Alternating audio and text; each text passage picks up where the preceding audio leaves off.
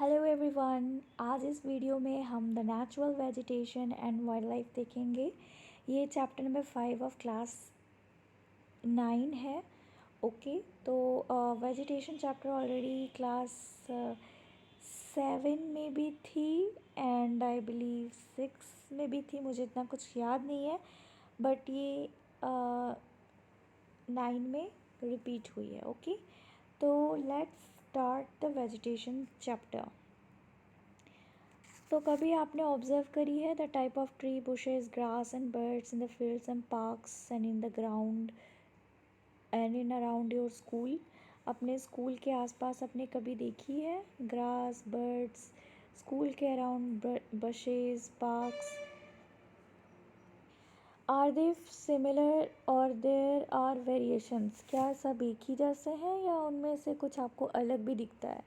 तो इंडिया जो है एक बहुत ही वास्ट कंट्री है। आप इमेजिन कर सकते हो the type of bioforms available throughout the country, कि कितने अलग अलग आपको वेरीड बायोफॉर्म्स मिलेंगे इंडिया में। जैसे हमने फिज़िकल फीचर्स देखी थी, बहुत ही इंडिया में आपको वैरायटी दिखेगी फिजिकल फीचर्स की। फिर हमारे कंट्री इंडिया जो है, इसमें आपको 12 मेगा बायोडाइवर्सिटी कंट्रीज़ है पूरे वर्ल्ड की, जिसमें 47,000 plant species of India occupies 10th among the world and 4th in Asia in plant diversity. और 15,000 फ्लावरिंग प्लांट्स हैं इंडिया में, जो कि 6% वर्ल्ड की total population in flowering plants है। ये जो कंट्री है, यहाँ पे आपको नॉन फ्लावरिंग प्लांट्स जैसे कि फर्न्स, एल्गे और फंगाई दिखेगी। India also has approximately 90,000 species of animals such as well as rich variety of fish in its fresh and marine waters। ठीक है, तो इतने वेराइटीज़ आपको देखने को मिलेंगे, 90,000 species of animals। Natural vegetation refers to a plant community which has grown naturally without human and has been left undisturbed by humans for a long time. This is termed as virgin vegetation। तो virgin vegetation क्या होती है? कोई ऐसी plant की community होती है जो ह्यूमन की इंटरफेरेंस से बिना, ठीक है, नेचुरली ग्रो हुई है, और इंसान ने उसको बिल्कुल भी इंसान के टच से बिल्कुल अनडिस्टर्ब्ड ये चीज़ है, जिसको हम बोलते हैं virgin vegetation. Thus, cultivated crops and fruits, orchids from the part of the vegetation but not natural vegetation। ठीक है, जो ह्यूमन ग्रो करती है हम उसको कल्टिवेटेड क्रॉप्स, फ्रूट्स, ऑर्किड्स, ये सब हो गए वेजिटेशन, ये नेचुरल वेजिटेशन में नहीं आएगी। तो virgin vegetation which are purely Indian known as endemic or indigenous species, but those which have come from outside India, इसको हम बोलते हैं exotic plants। अब ये जो टर्म फ्लोरा होती है, इसका मतलब होता है plants of a particular region और पीरियड। सिमिलरली फाउना मतलब होता है species of animals as refer to as fauna. ठीक है, तो यहाँ पे आपको 5 टाइप्स की वेजिटेशन हम यहाँ 1 बाय 1 पढ़ेंगे। ठीक है, तो यहाँ पे मेजर टाइप ऑफ वेजिटेशंस हैं जो कि हमारे कंट्री में ये पाई जाती है। Tropical evergreen forest, tropical deciduous forest, tropical thorn forest and shrubs, montane forests, mangrove forests. तो आपको यहाँ बेसिकली याद रखनी है बच्चे, ट्रॉपिकल एवरग्रीन फॉरेस्ट और ट्रॉपिकल डिसीडियस फॉरेस्ट और tropical thorn forest and shrubs. इन तीनों में आपको ट्रॉपिकल वर्ड्स जो है वो अटैच दिख रही है। इसका मतलब ये है कि जो अर्थ की जो ये वाली रीजन है, ठीक है, ये ट्रॉपिकल रीजन की हम पढ़ेंगे। यहाँ पे आपको ट्रॉपिकल रेन फॉरेस्ट दिखेंगी, evergreen forest, tropical deciduous forest और ट्रॉपिकल थॉर्न एंड श्रब्स। और माउंटेन की बात हो जाए तो माउंटेन आपको टेम्परेट में मिलेगा ये वाली रीजन में, ठीक है। और मैनग्रोव आपको कहाँ मिलेगा, तो स्वम्पी जगह में, ठीक है। तो ये सब हम देखेंगे बिल्कुल एक एक करके। तो यहाँ पर आप देख रहे हो, this is an example of tropical evergreen forest, ठीक है। तो यहाँ पे देखो आप 1.5 मीटर्स की आपको यहाँ पे दिखेंगी पेड़, फिर श्रब लेयर दिखेंगी, फिर 5 मीटर से बढ़ेंगी, फिर ऊपर से यंग ट्रीज दिखेंगे 20 मीटर्स, फिर कैनोपी लेयर, फिर 40 मीटर्स। तो मैक्सिमम इसकी हाइट जो होती है वो 60 मीटर्स तक आपको देखने को मिल जाएगी। ट्रॉपिकल एवरग्रीन फॉरेस्ट्स, ये जो फॉरेस्ट होती है ये रेस्ट्रिक्टेड होती है heavy rainfall areas of the western Ghat. तो आपको पता है वेस्टर्न घाट में मैंने ऑलरेडी आपको बताई थी, वहाँ पे 200 सेंटीमीटर क्या बारिश होती है, 250 भी हो जाती है, समटाइम्स 300 सेंटीमीटर बारिश भी हो जाती है।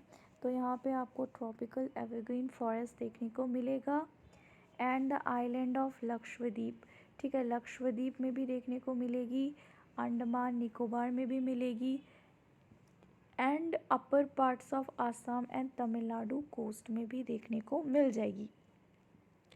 असम में इसलिए मिलेगी क्योंकि आपको याद रखना है कि असम के बिल्कुल आप अगर थोड़े से वेस्ट में जाओगे तो वहाँ मेघालय दिखेगी, और मेघालय के मौसम में आपको पता है वर्ल्ड का सबसे ज़्यादा 300 सेंटीमीटर की रेनफॉल वहाँ होती ही है।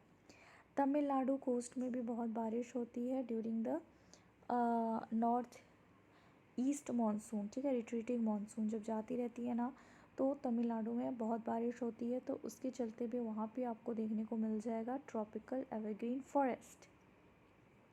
तो यहाँ पे हमें पता चला वेस्टर्न घाट, लक्षद्वीप आइलैंड, अंडमान निकोबार, ये दोनों आइलैंड जितने भी इंडियन के आइलैंड है वो सब में मिलती है ट्रॉपिकल एवरग्रीन फॉरेस्ट। फिर upper parts of Assam and Tamil Nadu coast, there are at their best in the areas having more than 200 centimetre rainfall होती है with a short dry season, ठीक है। थोड़ा सा यहाँ पे सूखा होता है, शॉर्ट ड्राई सीज़न होती है, लेकिन यहाँ पे जो रेनफॉल होती है वो होती है 200 सेंटीमीटर की, यानी कि ये तो बहुत ज़्यादा ही है।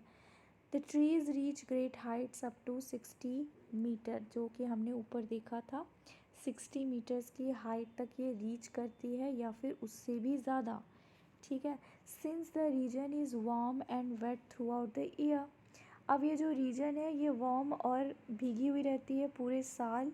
अब ये वार्म का फंडा क्या है, जब आप बोल रहे हैं इतनी बारिश हो रही है तो ठंडी होनी चाहिए, नहीं, जब गर्मी रहती है तो ही उस रीजन में बारिश होगी, ठीक है। मॉइस्चर ऊपर जाएगा, सॉरी गर्म एयर ऊपर जाएगी, फिर क्या होगा, उसे हाई प्रेशर फील करेगी, फिर ऊपर जाने से क्या होगा, हाई प्रेशर उसमें मॉइस्चर लाएगी, फिर बारिश ढेर सारा होगा।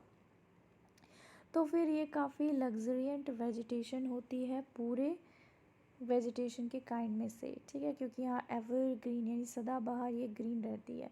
Tree shrubs and creepers giving it a multi layered structure, जैसा कि हमने वो इमेज में देखा था, 2-3 पेड़ के क्लस्टर्स में आपको श्रब्स भी दिखेंगे, क्रीपर्स भी दिखेंगे, सब एक साथ क्या होते हैं, एकोमुलेट हो जाते हैं।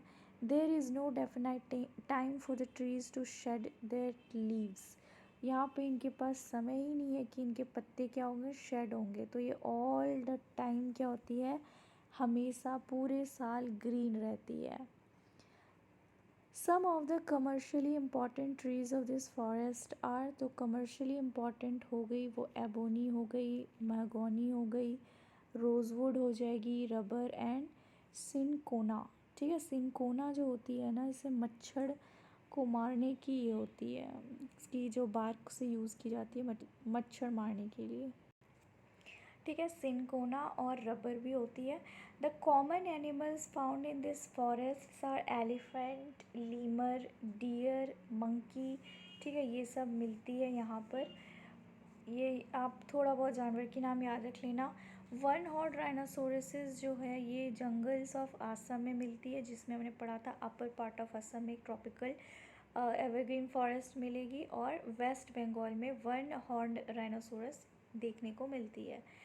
तो वन हॉर्न्ड राइनोसोरस जो अभी इंडेंजर्ड है, तो ये आपको आसाम और वेस्ट बंगाल में मिलती है देखने को। बिसाइड्स दिस एनिमल्स यहाँ पे प्लेंटी ऑफ बर्ड्स बैट्स हैं, बर्ड्स हैं, स्लोथ, स्कॉर्पियंस, स्नेल्स, ये सब भी मिलती है इन जंगल्स में।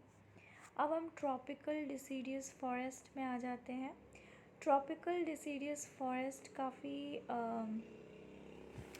ये डिसीडियस मतलब ही क्या होता है, मॉनसून फॉरेस्ट, ठीक है। तो हम इसको मॉनसून फॉरेस्ट बोलते हैं।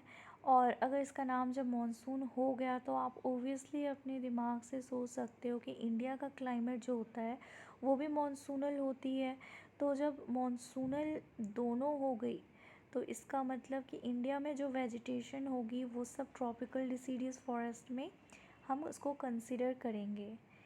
तो फिर ये जो मॉनसूनल फॉरेस्ट होती है ये स्प्रेड होती है जहाँ पे रेनफॉल जो होती है वो 200 सेंटीमीटर से 70 सेंटीमीटर तक इसकी रेनफॉल डिस्ट्रीब्यूशन होती है। तो ये याद रखना है।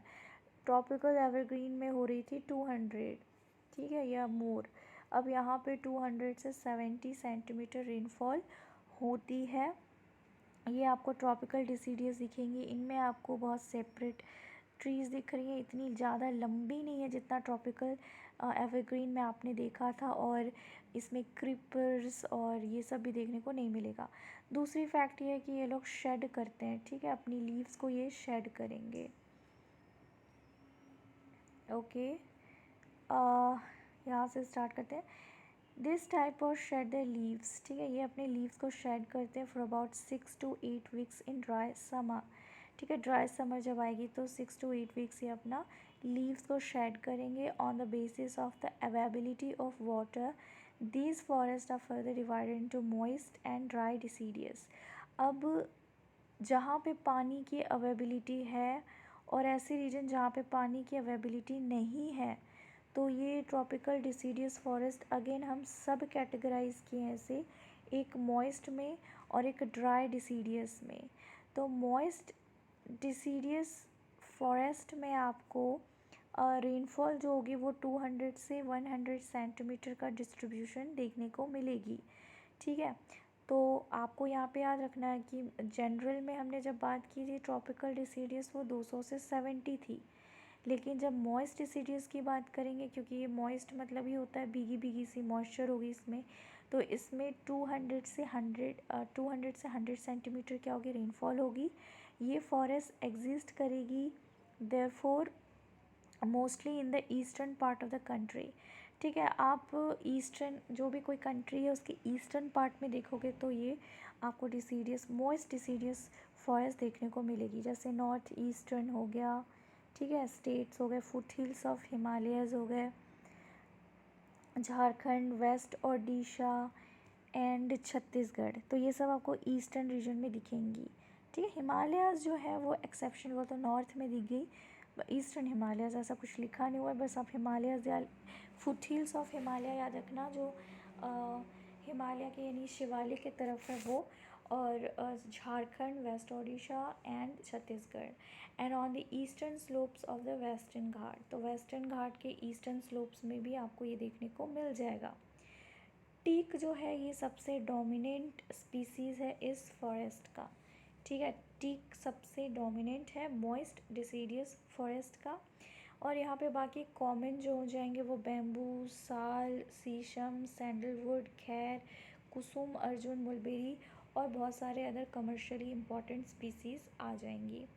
अब हम ड्राई डिसीडियस में आ जाते हैं। ये ड्राई डिसीडियस फॉरेस्ट जो होती है ये वहाँ पे पाए जाते हैं जहाँ पे 100 सेंटीमीटर से लेकर 70 सेंटीमीटर डिस्ट्रीब्यूशन होती है रेनफॉल की, ठीक है। और ये जो फॉरेस्ट है ये in the rainier parts of the peninsular plateau, ठीक है। तो पेनिनसुलर प्लेट्यू जहाँ होती है ना, वहाँ पे जहाँ पे बारिश होगी उस तरफ मिलती है, जैसे कि बिहार के प्लेन्स में, उत्तर प्रदेश में, ठीक है। ये जो होती है ये काफ़ी ओपन स्ट्रेचेस में होती है जहाँ पे टीक, साल, पीपल, नीम जो है वो ग्रो करती है। A large part of this region has been cleared for cultivation and some parts are used for grazing. ठीक है, तो बहुत ही लार्ज पार्ट में क्या कर दी गई, यहाँ पे कल्टीवेशन की गई है, एग्रीकल्चर प्रैक्टिस होती है और ग्रेजिंग के लिए भी यूज़ की गई है। तो ये फॉरेस्ट जो है द कॉमन एनिमल्स यहाँ पे मिलेगी, तो वो lion, tiger, pig, deer, elephant और huge variety of birds, lizard, snakes, rottweilers भी यहाँ पे मिलती है। अब यहाँ पे हम थॉर्न फॉरेस्ट एंड श्रब में आ जाते हैं। ये यहाँ पे आपको 70 सेंटीमीटर ऑफ रेनफॉल से कम दिखेगी, ठीक है, लेस। यहाँ की जो नेचुरल वेजिटेशन है इसमें आपको थॉर्नी ट्रीज़ दिखेंगे, जैसे कि आप यहाँ पे देख रहे हो, इनकी लीव्स जो है ना पूरी भरी हुई नहीं है ना, थॉर्नी काइंड ऑफ लीव्स है, ठीक है। और यहाँ पे आपको कैक्टस दिख रहा होगा और ये पूरा रेत फैला हुआ है, तो यहाँ पे स्मॉल आपको क्या दिख रही होगी, स्मॉल वेजिटेशन दिख रही होगी, ठीक है।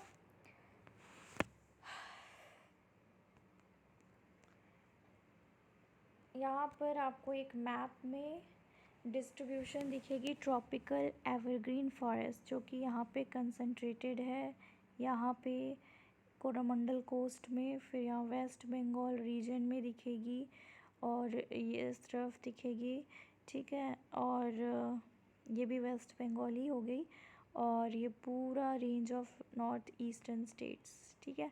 तो यहाँ पे tropical evergreen forest, tropical deciduous forest सबसे ज़्यादा कवरिंग इंडिया में आपको देखने के लिए मिलेगा ऐसे, ठीक है। ये पूरा interior of the earth. Mountain forest जो है वो आपको नॉर्दर्न में मिलेगी, और मैंग्रोव फॉरेस्ट जो होगी वो आपको यहाँ पे, और मैंग्रोव सिर्फ यहीं पे ही दिखेंगी, और यहाँ पे डेल्टाइक रीजन में, ठीक है, गोदावरी, कृष्णा ये सब के, और गंगा, ब्रह्मपुत्र डेल्टाइक रीजन में। ट्रॉपिकल थॉर्न फॉरेस्ट तो आपको यहाँ पे मिलेगी जहाँ पर आपका वो डेजर्ट है, ठीक है। तो हम अभी ट्रॉपिकल थॉर्न फॉरेस्ट पढ़ रहे हैं। तो ट्रॉपिकल थॉर्न फॉरेस्ट जो होती है, इसे थॉर्नी ट्रीज़ दिखेंगे आपको, जैसे यहाँ पर आप देख रहे हो, और यहाँ पे बुशेस दिखेंगी। ये जो वेजिटेशन होती है ये आपको मिलेगी नॉर्थ वेस्टर्न पार्ट कंट्री की, जिसमें सेमी एरिड एरियाज़ होती है, जैसे गुजरात हो गए, राजस्थान, मध्य प्रदेश, छत्तीसगढ़, यूपी और हरियाणा। यहाँ पे जो एकाशियस, पाम्स, यूफोरबियाज एंड कैक्टी जो है मेन प्लांट आपको देखने को मिलेगी, ठीक है।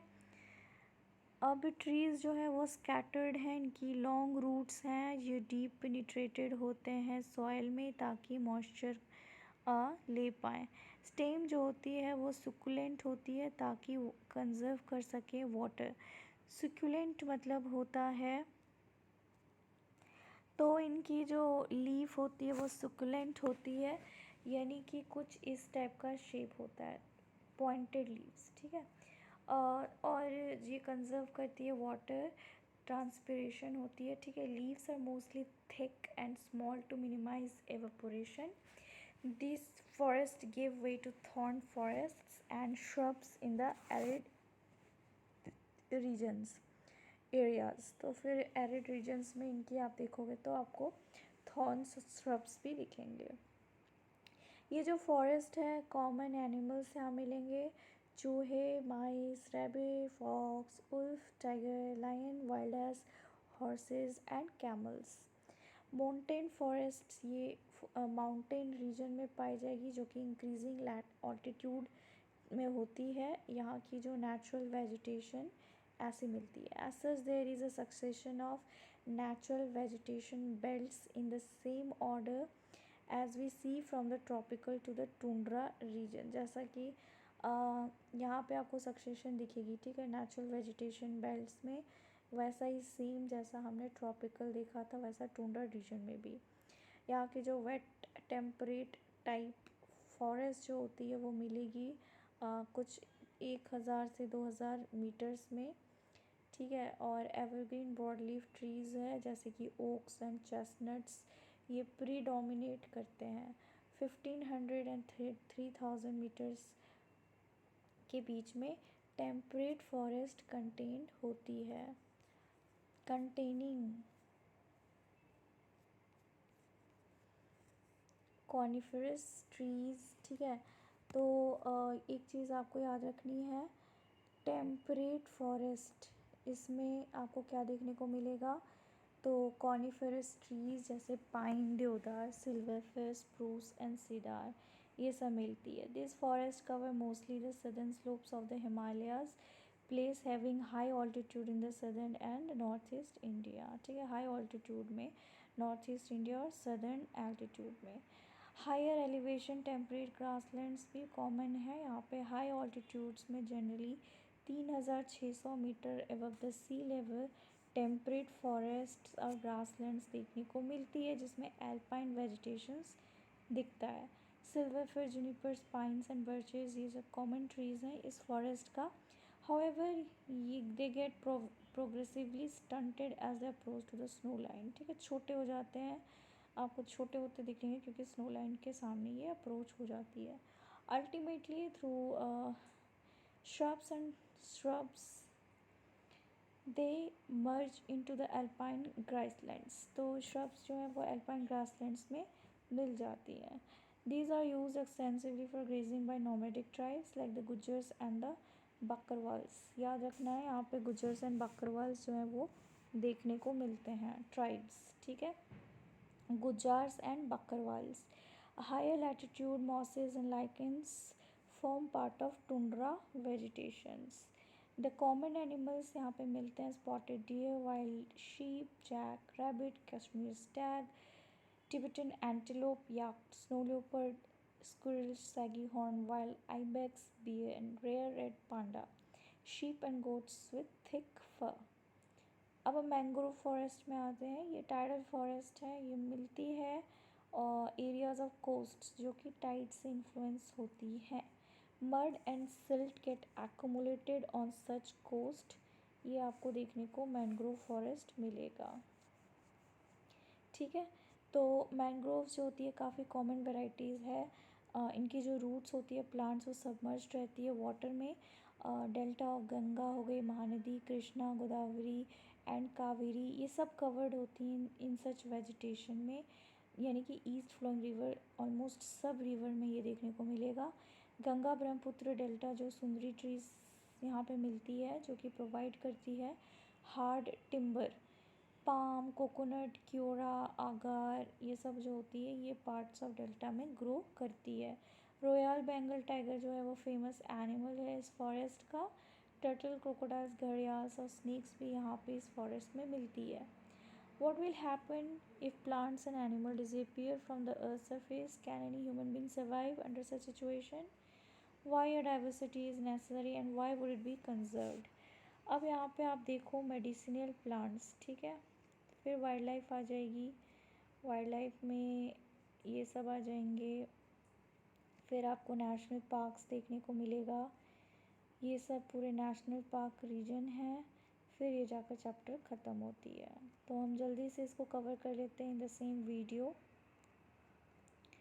तो मेडिसिनल प्लांट्स जो हैं यहाँ पे इस लिस्ट में दी हुई है। इंडिया में बहुत सारे हर्ब स्पीसीज़ एंशिएंट टाइम से हम यूज़ कर रहे हैं। 2000 प्लांट जो है वो डिस्क्राइब किए हैं आयुर्वेदा में। एटलीस्ट 500 जो है अभी रेगुलर यूज़ में है।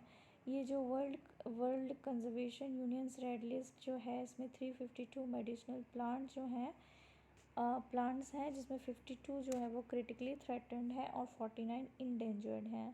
थ्रेटन्ड मतलब होता है ख़त्म होने वाले हैं, इंडेंजर्ड का भी मतलब अभी ये वर्ज ऑफ एक्सटिंक्शन में दोनों हो जाएंगे, ठीक है। कॉमनली यूज प्लांट्स जो हो गए वो सप्रगंधा, जामुन, अर्जुन, बबूल, नीम, तुलसी, कचनार, ठीक है, ये आप देख लेना। अब यहाँ पे आ जाते हैं वाइल्ड लाइफ में। Like it's flora, India is also rich in its fauna. जैसे हम प्लांट वेजिटेशन में इतनी वैरायटी देखे, वैसे ही इंडिया में बहुत ही फाउना में भी आपको रिच वैरायटी मिलेगी। It has approximately 90,000 animal species. The country has about 2,000 species of birds, जो constitute करती है 30%, 13% of the world's total, ठीक है। पूरे वर्ल्ड में 13% इंडिया का टोटल कॉन्स्टिट्यूशन है, ठीक है, वर्ल्ड टोटल में। There are 2546 species of ship fish, which count for nearly 12% of the world's stock. It also shares between 5 to 8% of the world's amphibians, reptiles and mammals. अब यहाँ पे देखते हैं यहाँ के जो एलिफेंट्स हैं ये सबसे मेजेस्टिक एनिमल्स होते हैं पूरे मैमल्स में और सबसे बिग मैमल होते हैं जो लैंड में रहते हैं. They are found in the hot wet forests of. अब आपको एलिफेंट्स कहाँ कहाँ मिलेंगे तो ये आसाम, कर्नाटका और केरला में देखने को मिलती है.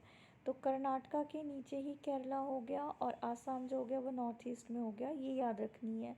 वन हॉर्न राइनोसोरस के बारे में हमने बात की थी तो वो आसाम में मिलती है और वेस्ट बंगाल. ठीक है, वन हॉर्न राइनोसोरस ये अदर एनिमल्स है जो लिव रहती है swampy and marshy lands of Assam and west Bengal. ठीक है, ये याद रखनी है. एरिड रीजन्स हो गई जैसे run of Kutch and the Thar deserts, ये जो हो गई है हैबिटेट होती है वाइल्ड एस की और यहाँ पे कैमल्स देखने को आपको मिलेगा. इंडियन बाइसन और नीलगाई यानी कि ब्लू बुल, ये है चौसिंघा, फोर हॉर्न्ड एंटीलोप और गज़ेल, ये डिफरेंट स्पीसीज ऑफ डियर हैं और कुछ अदर एनिमल्स इंडिया में. ठीक है, it has also several species of monkey. India में बंदर भी बहुत अलग अलग टाइप के दिखते हैं जैसे रिसस मंकी हो गई, लीमर हो गया, ये सब. तो वाइल्ड लाइफ प्रोटेक्शन एक्ट को इम्प्लीमेंट की गई थी 1972 इंडिया में, याद रखना है. India is the only country in the world that has both tigers and Lions. ठीक है, इंडिया ओनली कंट्री जहाँ पे लायन टाइगर दोनों मिलती है. Natural habitat of the Indian lion की हो गई गिर फॉरेस्ट जो गुजरात में है. टाइगर्स जो होते हैं फॉरेस्ट ऑफ एमपी में देखने को मिलते हैं. ठीक है, the Sundarbans of the West Bengal and the Himalayan region में भी देखने को आपको टाइगर्स मिल जाएंगे. लियोपर्ड जो होते हैं वो भी बहुत ही मेंबर हैं कैट फैमिली के और इम्पॉर्टेंट हैं अमोंग एनिमल्स ऑफ प्रे. ठीक है, द गिर forest is the last remaining habitat of Asiatic islands. तो यहाँ पे कहीं और भी पाए जाते थे बट अभी गिर फॉरेस्ट में ही पाए जाते हैं. हिमालयस हार्बर एक हार्डी रेंज ऑफ एनिमल्स है which survive in extreme cold. Ladakh's freezing high altitudes are home to yak, the shaggy horned wild ox weighing around 1 ton, the Tibetan antelope, the Bharal blue sheep, wild sheep and the Kyang Tibetan wild ass. ठीक है, ये सब जानवर के नाम है. Furthermore the ibex, बेर, सो leopard and rare red panda are found in the certain pockets. ठीक है, तो इतने वैरायटीज़ आपको एनिमल्स के मिलेंगे. ऑलराइट, अब in the river lakes the coastal areas turtle, crocodile, gharials मिलते हैं. Later the only representative variety of crocodile found in the world today. Bird life जो होती है इंडिया की वो कलरफुल है. यहाँ पे peacocks, pigeons, ducks, parakeets, cranes, pigeons, ये सब इनहिबिटिंग करते हैं forest and wetlands of the country में. हमारे पास we have selected our crops from a biodiverse environment. From the rivers of edible plants we also experimented and selected many medicinal plants. ठीक है, the animals were selected from the large stock provided by the nature as milch animal. They also provided us drought power, transportation, meat and eggs. The fish provide nutritive food. Many insects help in pollination of crops and fruit trees, and exerting biological control on such insects is harmful. Her species का अपना खुद का role होता है play करने का environment में. ठीक है, okay, hold on a bit. यहाँ पे आपको गवर्नमेंट ऑन से वल्चर टास्क है. वल्चर का स्टोरी तो आपको पता होगा कि हमारे वल्चर जो हमारे इंडिया में है वो काफ़ी एक्सटिंक्ट हो रहे हैं. अब क्यों हो रहे हैं, क्योंकि एक डाइक्लोफेनेक, ठीक है, ये नाम का एक मेडिसिन है जो कि आइबोप्रोफेन में यूज़ की जाती है जो कि फीवर मेडिसिन है या पेन किलर्स में for the treatment of cattle. ठीक है, तो कैटल जब मर जाता है तो इसे ये खाते हैं because they are the scavengers, the nature cleaners. तो इनकी किडनी फेल हो जाती है, तो इससे ऐसे बहुत सारी केसेस आई थी कि वल्चर जो हैं वो किडनी फेल के थ्रू क्या हो रहे हैं, मर रहे हैं। और ऐसा बहुत सारा इतना केस आया कि जो वल्चर है उसकी पॉपुलेशन जो है बहुत डिक्लाइन हमें देखने को मिला। ठीक है, all not lost tigers live in Kuno. ठीक है, टाइगर्स की न्यूज़ है, Ranthambore CBI proto Ranthambore tiger deaths, rhino kill for horn, tigers dying census confirms, note to tiger protection body, Gujarat habitat turns girl graveyard. ठीक है, तो ये सब टाइम टू टाइम मैसेजेस आती हैं क्योंकि जो एनिमल्स हैं इसकी इलीगल पोचिंग की जाती है। तो राइनो किल फॉर हॉर्न के लिए मारी जाती है, हॉर्न के लिए क्योंकि इसमें मेडिसिनल कुछ वैल्यूएबल बनाई जाती है। सो एनीवेज कंजर्वेशन जो है वो ज़रूरी है। As has been mentioned earlier, due to excessive exploitation of plants, animal resources by human beings, ecosystem balance जो है वो disturbed हो चुकी है। 1300 plant species endangered है, 20 species जो है वो extinct हो चुकी है। Quite a few normal species also endangered and same have become extinct. Sorry, some तो कुछ तो हो गया extinct. मेन कॉज है major threat to the nature and hunting by the greedy hunters for commercial purposes. पैसा कमाने के लिए क्या करते हैं, हंट बहुत सारे लार्ज नंबर्स में हंट करते हैं। Pollution due to chemical and industrial waste, acid deposits, introduction of alien species, reckless cutting of forest to bring land under cultivation and habitations are responsible for the imbalance. हमें protect करना है flora and fauna को। हमारे country का government ने कुछ steps तो ली है। यहाँ पे आपको 18 बायोस्फीयर रिजर्व्स दिखेंगी जिसको सेटअप की गई है हमारे कंट्री में ताकि प्रोटेक्ट किया जा सके flora and fauna. 12 of these में है Sundarbans, Nanda Devi, gulf of Mannar, Nilgiri, Nokrek, great Nicobar, Simlipal, Pachmarhi, Achanakmar, कम्मार, Amarkantak, Agasthyamalai, Kanchenjunga and Panna have been included in the World Network of Biosphere Reserves। ये है, ठीक है, बायो रिजर्व्स 18 बायो रिजर्व्स हैं, ये देख लेना आप। Financial and technical assistance is provided to many botanical gardens by the government since 1992। Project tiger जो है और राइनो प्रोजेक्ट और प्रोजेक्ट ग्रेट इंडियन बस्टर्ड बहुत सारे डेवलपमेंट प्रोजेक्ट्स के पे इंट्रोड्यूस की गई है। 103 national parks, 563 wild life sanctuaries and zoological gardens को सेटअप की गई है ताकि नेचुरल हेरिटेज को प्रोटेक्ट की जा सके।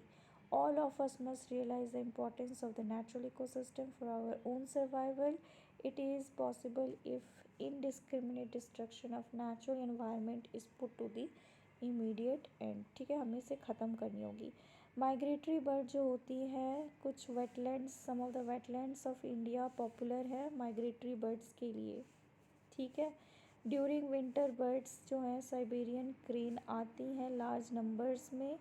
One such place favorable with birds is Run of Kutch, a place where the desert merges with the sea। Flamingo भी आती है डेजर्ट्स में। Brilliant pink plumage come in thousands to build nest mounds from the salty sand and raise the young ones। It is one among many extraordinary sights in the country।